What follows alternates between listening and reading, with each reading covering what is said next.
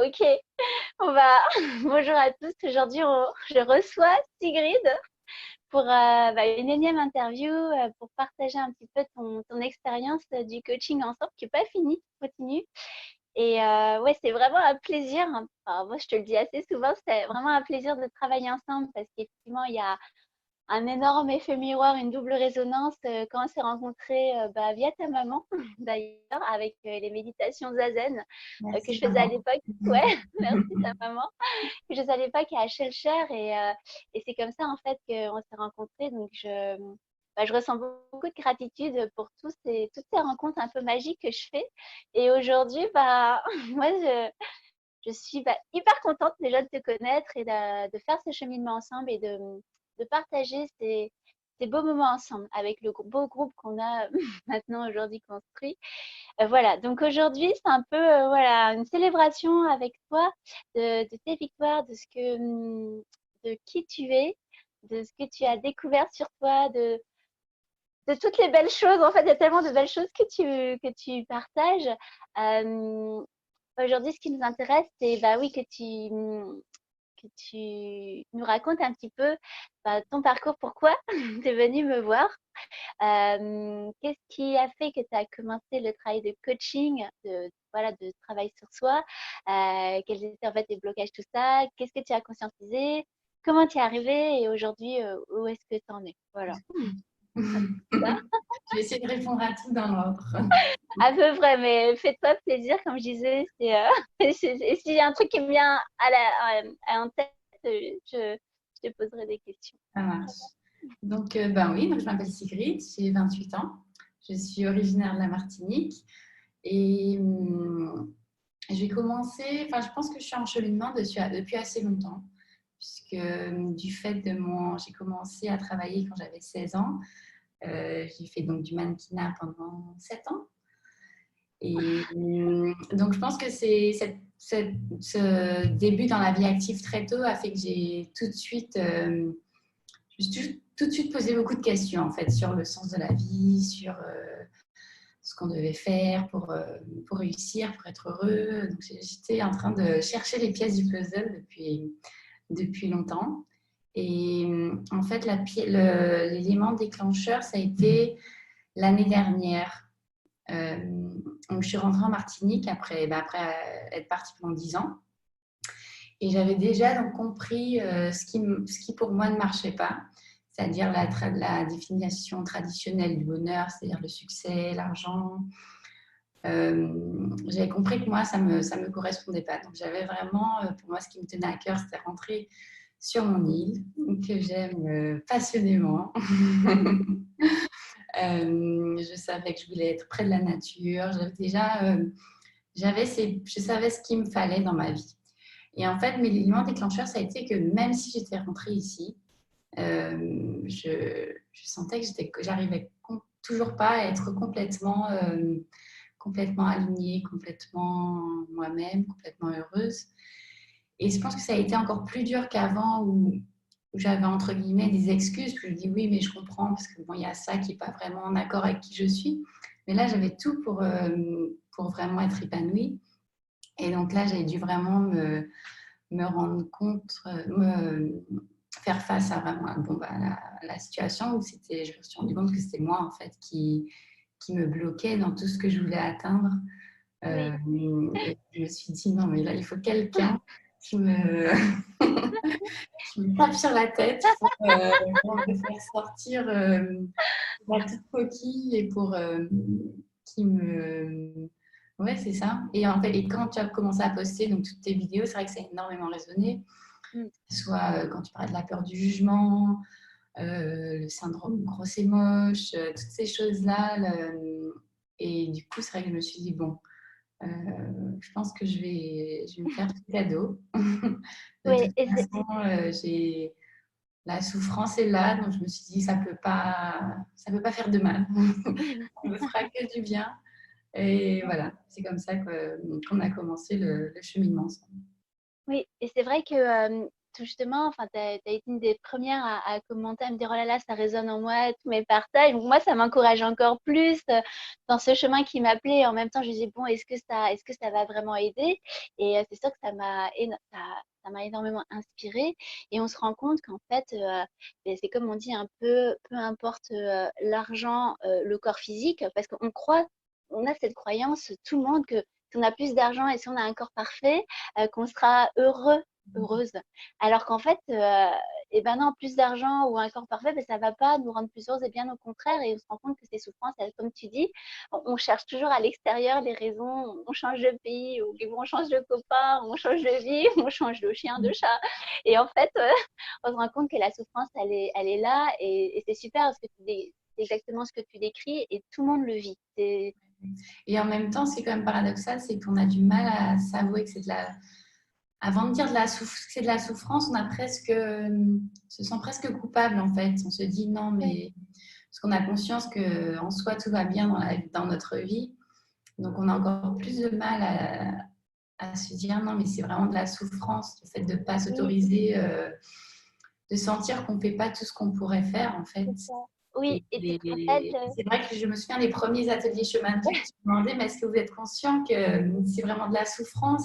C'est vrai qu'au début, je me suis dit, mais je sais pas, parce qu'en même temps, je ne suis pas en train, je meurs pas de faim, enfin, tout va bien, quoi, dans le ouais. contexte. C'est ça, mais c'est exactement ça, et ça illustre tellement ce déni du départ de notre souffrance. Après, bien sûr, souvent, comme tu dis, on a presque honte quand on a tout dans la vie, d'un point de vue matériel, rationnel, on a tout. On se dit, mais j'ai pas le droit de souffrir, hein. C'est même un peu la honte de souffrir, parce que il y en a qui ont même pas un millième de ce que j'ai. Et comment moi, je pourrais oser dire que je souffre. C'est de la souffrance, voilà. Voilà, et c'est là où en fait on recadre, et puis c'est aussi la signification derrière les mots, et ce qu'on a vécu en atelier chemin de vie, je me rappelle bien, mais non, non, je ne souffre pas, c'est pas de la souffrance. C'est que quand on définit, bah, selon Motombo, ce qui dit la souffrance, c'est effectivement quand on n'est pas aligné avec le cri de son âme, que le cri de son âme, ce à quoi on aspire profondément, c'est pas ce qu'on s'offre au quotidien. C'est là où il y a souffrance. Et à partir du moment où on était raccord avec cette définition, tu dis, bah oui, effectivement, bah, je souffre, hein, et j'ai le droit de l'accepter que je souffre, et j'ai le droit aussi de m'offrir autre chose. Et Voilà. à partir de ce moment-là, c'est là où tu as enclenché effectivement cette conscientisation, et là, on pouvait travailler ensemble. Mais tant que tu es dans le déni, en fait, euh, Non, ouais. Ouais, non, c'est vrai que tant on n'est pas vraiment tout à fait honnête avec soi-même, on cherche encore des excuses, on se dit non, mais c'est normal, c'est pas de la souffrance, ou alors on n'a pas vraiment envie de commencer ce chemin parce qu'il fait sortir de sa zone de confort. c'est ça. C'est vrai que tant qu'on n'a pas fait ce premier pas, c'est pour ça que, comme tu dis, il y a toujours un timing. Les Mm. choses arrivent quand elles doivent arriver pour chacun de nous à des moments différents. C'est Et, ça. Et tu te rappelles quand tu es venu voir Nico, en fait, t'étais déjà suivi. Tu avais oui, déjà une coach. Et qu'est-ce qui a en fait été le déclencheur? Si tu te rappelles, le pour en... déclencheur, oui, me rappelle très bien. Je me rappelle, c'était donc en janvier et j'avais comme un de mes projets d'organiser des retraites en Martinique. Donc, de partager la beauté de la nature, de tout avec des gens, d'organiser, de proposer un espace de rencontre, de partage dans cette belle île qui est la Martinique. Et donc, je m'étais fixé une date pour faire cette retraite fin janvier.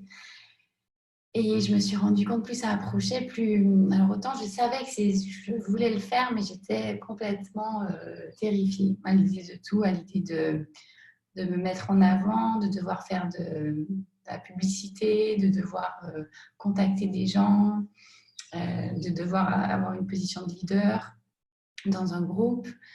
Et j'étais vraiment tellement mal, je me suis dit, mais c'est pas possible que quelque chose qui devrait juste m'enthousiasmer, me ravir, me mettre dans un état comme ça. Et là, j'ai compris, je dis non, si c'est pour faire ça, mais en même temps souffrir de l'autre côté, je me dis, il y a aucun sens. C'est pas comme ça que ça devrait être vécu. Et donc, du coup, ouais, ça a été vraiment l'élément déclencheur. Oui. Et est-ce que à ce moment-là, enfin, et en faisant le travail, est-ce que tu peux identifier toutes ces croyances limitantes qui étaient source de souffrance? Oui, tout à fait. Ben, je pense qu'il y avait déjà la peur du rejet, la peur de prendre en fait un non, par exemple. Je me dis, bon, si je demande à quelqu'un qui me dit non, en fait, ce non, ça va être d'associer le non à non, même pas, ou non. Mm. Donc déjà, il y avait ça vraiment. Parce que oui, c'est vrai que et même je me rendais compte, je pense que je te l'avais dit dans le questionnaire du début, que même avec mes amis, je n'aimais pas organiser des choses parce que je n'aimais pas être responsable ou que si jamais ça se passe pas parfaitement, ça va être de ma faute, donc on va pas m'aimer. Donc il y avait donc le besoin de perfection, ce qui est Mm. très dur quand on organise quelque chose où il y a tellement d'imprévus et puis de facteurs qu'on ne peut pas contrôler. Donc ça, c'était très angoissant. La peur donc, du rejet, du regard des autres, et puis la peur aussi de la croyance qu'on ne s'autorise pas à rayonner, que c'est pas bien Ouais. de... Ouais. C'est pareil, dans un atelier chemin de vie, il y a eu un petit moment de tilt où on dit, mais en fait, rayonner, c'est juste c'est apporter de la lumière autour de soi et c'est pas mal, enfin, au Oui. contraire, Et ça, et c'est vrai et que c'est ça, ça qui était ressorti exactement pendant l'atelier où tu t'étais dit, oui, mais si je rayonne, ça va susciter la jalousie, on va pas m'aimer, je vais me sentir, enfin, on se met soit au-dessus, soit en dessous, enfin, on se sent pas à égalité avec tout le monde et en fait, on pense on va pas nous aimer.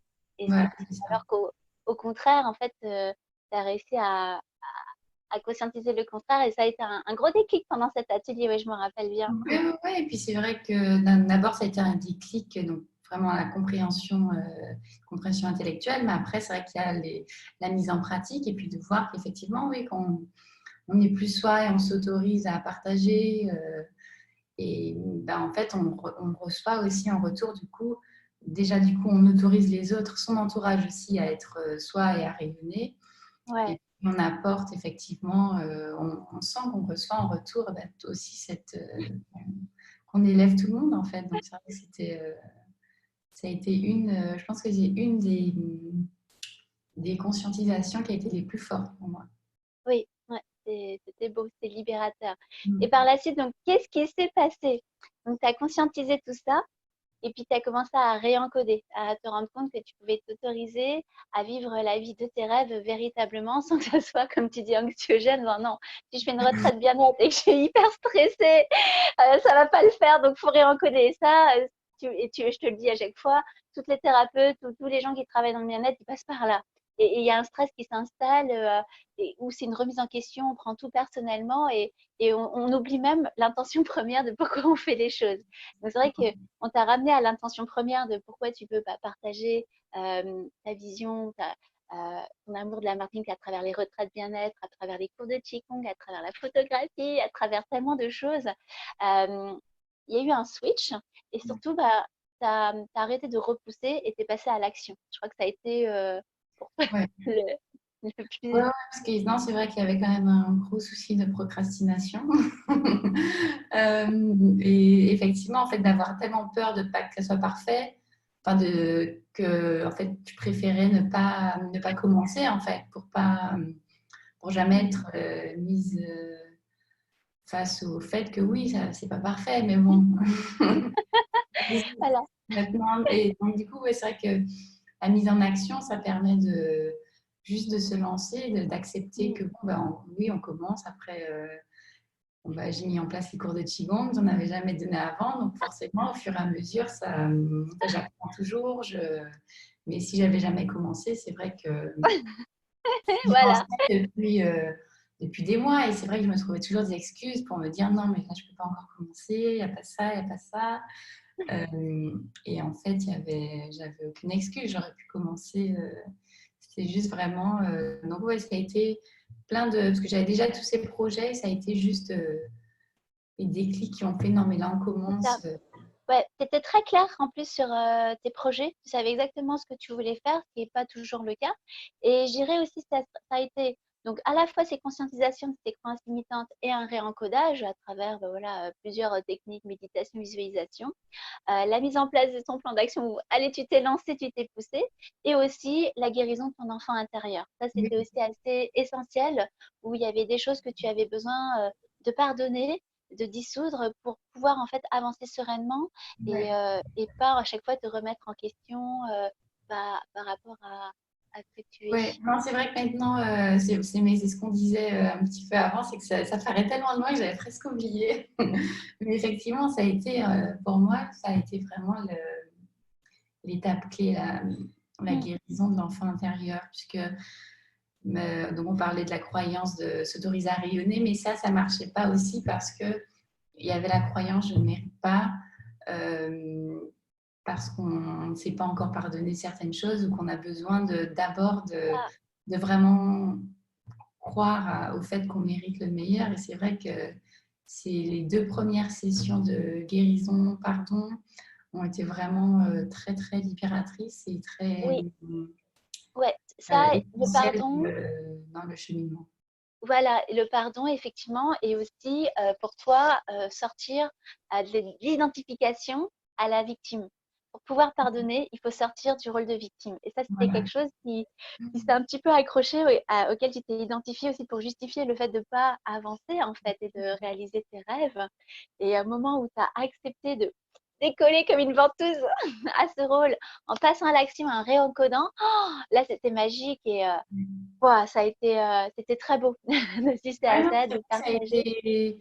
Je pense que aussi parce que j'avais fait, c'est un travail que j'avais commencé depuis un moment, donc effectivement, j'étais très claire sur ce que je voulais, Mmh. mais c'était juste, enfin juste entre guillemets. Maintenant, je peux dire c'était juste, mais c'était cette guérison, effectivement, cette désidentification avec la victime et qui m'a permis vraiment de mettre les choses en place et puis de passer à la vitesse supérieure. Ouais, c'est ça et puis ça a été énorme aussi de réencoder la vision de l'argent, que tu avais le droit en fait, d'avoir de l'argent, d'être, dans l'abondance, que c'était pas, une honte et au contraire qu'avec ça, tu pouvais faire encore plus de choses et Ouais, c'est vraiment intéressant de voir que finalement, bah, l'argent, c'est neutre, c'est la valeur qu'on veut bien lui donner. Après, je vous dis toujours ça, c'est l'intention qu'on veut y mettre et que du coup, ça bloquait puisque tu avais cette vision que avoir de l'argent, c'était un peu, c'est honteux, on ne mérite pas parce que bien qu'on devait travailler très dur pour gagner son voilà, et que tu n'avais pas travaillé assez dur pour ça. Et donc là, à partir du moment où tu as réencodé, que tu dis, mais non, j'ai le droit d'être fière de moi, de ce que j'ai fait, de ma carrière passée, de ma carrière actuelle et de tout ce que j'offre, et ben, du coup, tu as débloqué vibratoirement, énergétiquement, l'abondance pour pouvoir accueillir dans les deux sens que toi, tu as à offrir et, euh, et partager en fait des moments avec les gens. Et ça, Oui, c'est... complètement. Ouais, non, c'est vrai que ça a été aussi c'était une conscientisation assez importante aussi, ouais, Ouais. d'enlever la culpabilisation dans le rapport à l'argent, et encore le rapport de mérite, enfin de se Ah, sentir méritant de l'abondance de l'univers et de recevoir en échange de ce qu'on offre au monde. Donc, ouais, non, c'est vrai que ça a mm, été, ouais, tu te sens plus à ta place aujourd'hui. C'est ça qui est beau. Et ouais, tu te ouais, sens plus plus à à ma ta place. place et surtout plus.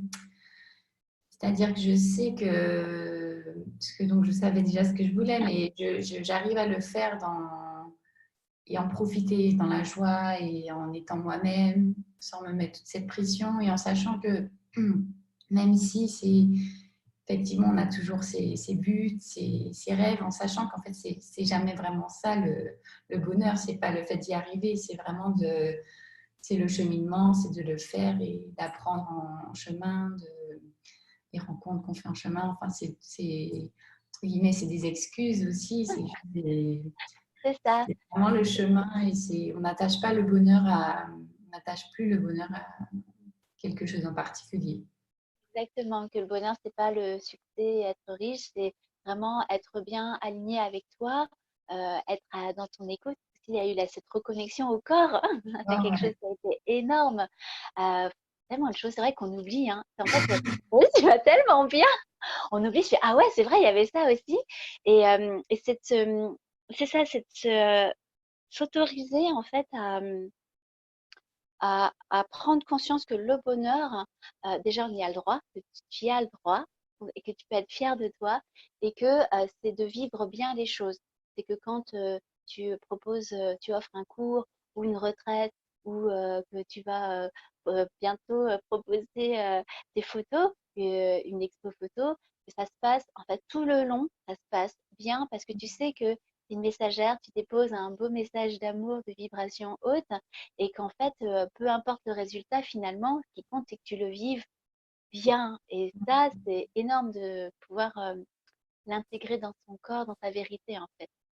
Ouais, non, complètement, sans le syndrome de l'imposteur ou de se sentir pas à sa place. Pas... non, c'est vrai que c'est... Ouais, aujourd'hui, ça me paraît tellement... C'est vrai que ça paraît loin, parce que maintenant, c'est quelque chose qu'on... Même si on ne va pas dire que ça veut dire qu'aujourd'hui, tout est toujours facile. Il faut que c'est toujours un Mm. travail qu'on progresse. On arrive toujours à... On trouve un autre blocage. Peut-être qu'il faut... non, on continue à... Voilà, c'est par Comme à palier. éplucher les couches d'oignons.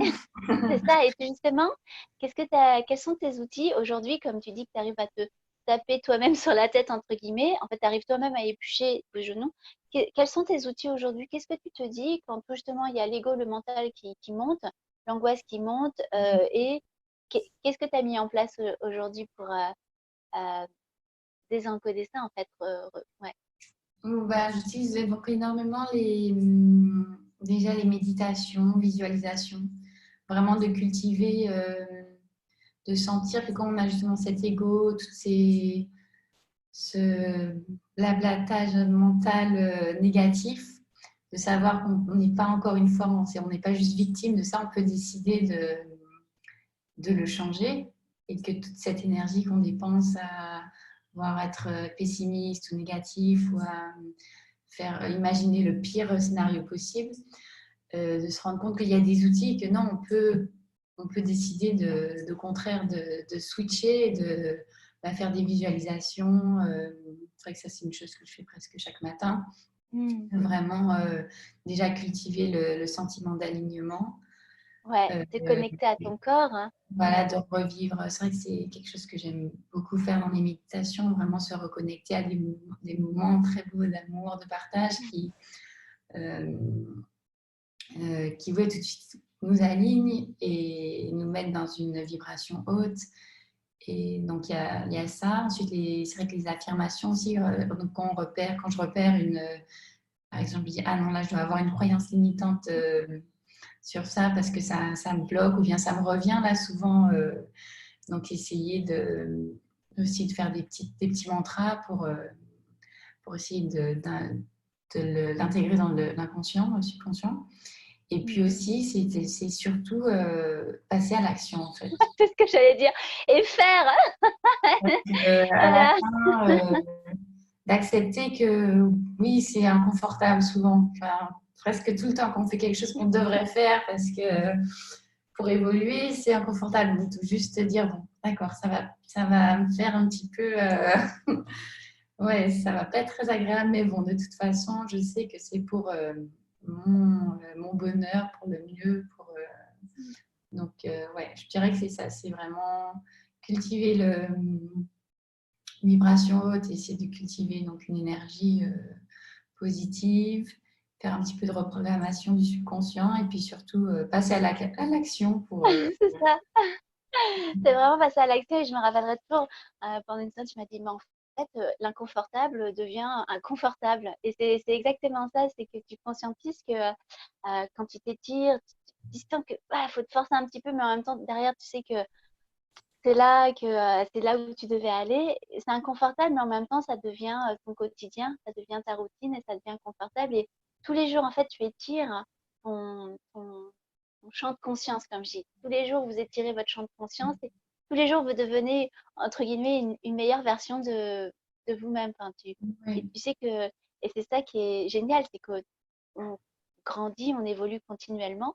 quelquefois c'est inconfortable et c'est apprendre à accueillir cette évolution C'est constante vrai que en fait, avec l'inconfortable est quand même, quand on se rappelle du confortable, entre guillemets, d'avant, ouais. qui était synonyme de souffrance, on se dit non, mais bon, c'est pour que ça soit confortable, mais qu'en fait, au fond, je sois misérable. Bon, c'est pas la Non, peine non plus de. on n'en veut pas. C'est pas si confortable que ça, finalement. Et un truc aussi, je crois que je vais vraiment célébrer avec toi, c'est on n'a pas trop parlé du corps physique, mais tu te rappelles aussi toutes les somatisations que tu as eues. Et Ouais. aujourd'hui, mais en fait, on oublie tellement vite, hein. Ouais, non, c'est C'est vrai que vrai, les hein. premières méditations, ben, justement dans les ateliers chez Mampi, c'était, pour moi, c'était vraiment un supplice en tailleur. Enfin, pourtant, pas non plus des heures, mais c'est vrai que tout de suite, dès que je re-rentrais à l'intérieur, c'était des La mots résistance absolue, hein. Ah ouais. enfin, partout, c'était- quoi. C'était, On rigolait parce qu'on disait, ah, t'as l'excuse d'avoir des longues jambes, alors c'est pour ça. Mais c'était pas une bonne excuse, tu moi, te je rappelles? cherchais des excuses, mais j'ai Ah toujours ouais. pas vu mes jambes, mais ça va mieux, donc c'était pas ça. Ouais, mais c'est ce qui est génial, c'est que tu vois cette résistance que tu as très bien décrite dans un ancien poste, toi, de cette reconnexion à ton corps, parce qu'en fait, tu avais tellement longtemps, lié à ta carrière passée, tellement longtemps déconnecté à ton corps, parce que Connecté, ouais. y a cette petite voix dans l'intérieur qui te dit, si tu ressens, tu meurs, hein, tu Mm. vois, parce que tu ressens vraiment tout ce qui se passe, tout ce qu'on occulte en émotions qui viennent résonner dans le corps physique. Et le jour où tu as accepté de reconnecter progressivement, là, ça a envoyé du lourd et en même temps, c'est parti aussi vite que c'est venu. C'est ça qui est Ouais. génial, c'est Ouais, non, c'est qu'aujourd'hui, vraiment des petits mots qui veulent juste être entendus, en fait. Et mmh, au lieu d'être juste repoussé comme ça, c'est vrai qu'il faut juste sortir. Mais bon, une fois que c'est sorti, bon, ben voilà, c'est. le- Donc, ouais, non, c'est vrai que ça paraît. Pareil, bon, ça m'arrive encore d'avoir des somatisations, mais pareil, là, je ne me cherche plus d'excuses ou je sais ce que c'est maintenant. mmh, Je comprends qu'il bon, il y a quelque chose qui veut attirer mon attention et donc ouais, non, ça c'est vrai que c'est une grosse victoire parce que c'était ouais. pas. C'est vrai que ça rend la vie difficile sinon. Et on n'aime pas avoir mal. Et justement, aujourd'hui, bah, comment tu te sens physiquement, émotionnellement, mentalement, spirituellement, comment tu te sens aujourd'hui? Bah, je me sens alignée. Enfin, je sens que du coup, il n'y a plus justement il n'y a pas la partie, par exemple, physique où je coupe, où je ne m'écoute pas. Je sens que tout est plus aligné. Je me sens plus donc, dans le corps physique mieux que jamais, en fait. Aussi bien forme physique, mais aussi mon rapport avec le corps. Ensuite, émotionnellement, non, on m'a dit mentalement d'abord, j'ai oublié. Peu importe. Mentalement, non, mais c'est ce que j'écrivais, je suis beaucoup plus consciente des mécanismes, donc c'est vrai que c'est plus facile à appréhender, même si ça arrive d'avoir des jours où on est un peu down, mais c'est pas du tout pareil quand on arrive à identifier, on a des outils pour justement pour, ben ouais, pour s'occuper de ce genre de jours-là. Et puis émotionnellement, beaucoup plus légère, beaucoup plus capable de m'exprimer avec mon entourage, avec mes amis, ma famille, mon partenaire, juste beaucoup plus libre dans l'expression. Et spirituellement, dans mon cheminement, donc vraiment là où je dois être, Ouais, en train d'avancer. super. Et donc, quels sont là, je fais un peu, quels sont tes bébés à venir, tes petits projets, enfin tes petits et grands projets que tu as envie de partager? Donc, alors, donc, bah, ce dont je parle, j'ai parlé ça au commencement, donc les retraites. Ouais, Que, avec le confinement, ça a été un petit peu mis entre parenthèses, mais là que je vais recommencer. Donc les cours de Qigong que je continue, que je vais partager aussi à travers pendant les retraites. Une exposition de photos et la vente de mes photos. super. Euh, et puis aussi un autre bébé, le livre que j'ai un projet sur la Martinique, donc un livre photo, texte, où je partage de cet amour et puis de toute cette beauté. Ah ouais. Moi, je m'extasie continuellement, donc c'est juste vraiment pouvoir avoir un support pour partager ça avec le plus de personnes possible. Ah oui, mais c'est vraiment ça. Et à chaque fois, je le dis, je fais, oh là là, à travers tes partages, tes photos, moi, je redécouvre la Martinique en dehors de Tartane. La Martinique existe en dehors de Tartane.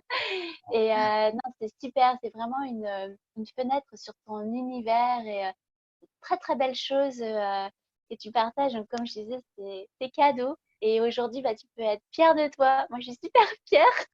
Je suis, et puis, c'est trop beau parce que c'est une très belle chose à partager, un beau message aussi à délivrer à toutes les femmes hein, aussi. Ça, c'est quelque chose qui est essentiel de se rendre compte que ça n'a rien à voir avec l'argent, le succès, le corps, ça a tout à voir avec notre intériorité et apprendre à s'aimer. Et c'est quelque chose que bah, oui, moi, j'ai appris à faire et que du coup, j'ai transmis. Et c'est cadeau quand on peut célébrer ça parce que, bah, comme je dis toujours à chaque fois, bah, la vie, elle est cool.